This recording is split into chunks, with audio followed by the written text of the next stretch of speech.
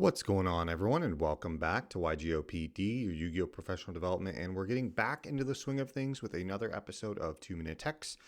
I've realized that I've not had an episode directly dedicated to any extra deck monsters yet, so I feel like now is the perfect time to highlight probably one of my favorite Link monsters ever printed. That would be World Sea Dragon Xelantis. If you've followed my channel for a little while, you'll know I am a big fan of this card with its applications in Marincess. This is a good place to start just to highlight a few of the many overall benefits of the card.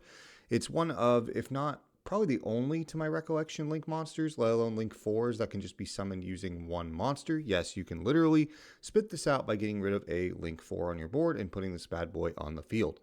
Furthermore, there are some really cool interactions with its banish effect. If you didn't know, it's a regular hard once per turn to banish all monsters on the field, then special summon them back in the position that you choose. There's a few neat things happening here. First is if you are under an existing restriction, Marincess's Coral Anemone that prevents you from summoning anything other than waters, as an example, is then when you use Xelantis' effect, you can banish everything and then only bring back waters. So if you're playing against, say, a fire deck this format or a light deck with Voiceless, they lose all their stuff while you get to keep all the waters.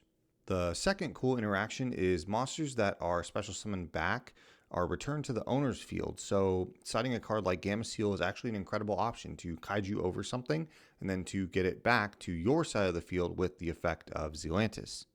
The third and most notable interaction is that right now in this format, it does summon everything back, unlike SP, which returns. The big reason why this matters is you see this in almost every Snake Eye deck, playing it as a way for them to manually trigger their own princess on their own turn as a way to help facilitate OTKs. The last couple interactions I want to highlight outside of the battle phase pops, of course, that don't target, by the way, for every monster that is co-linked, and that doesn't even have to be Xelantis itself, just in case you mess up zone placement. But when it banishes and special summons itself back, it's no longer considered an extra deck monster. So it's a really neat way to play around cards like Super Poly and Shaddoll Fusion. Was something I really like doing in my Snake Eye board was to summon this in Flamberge and just banish them and bring it back to help circumvent cards like that. And that's it. That's this week's 2-Minute Techs. Honestly, one of my favorite Link monsters ever printed and probably one of the most versatile and impactful Links you will ever see for the price point of anywhere from like $1 to $6, depending on which rarity you want. But thank you all so much for watching, and I will see you all Sunday. Later.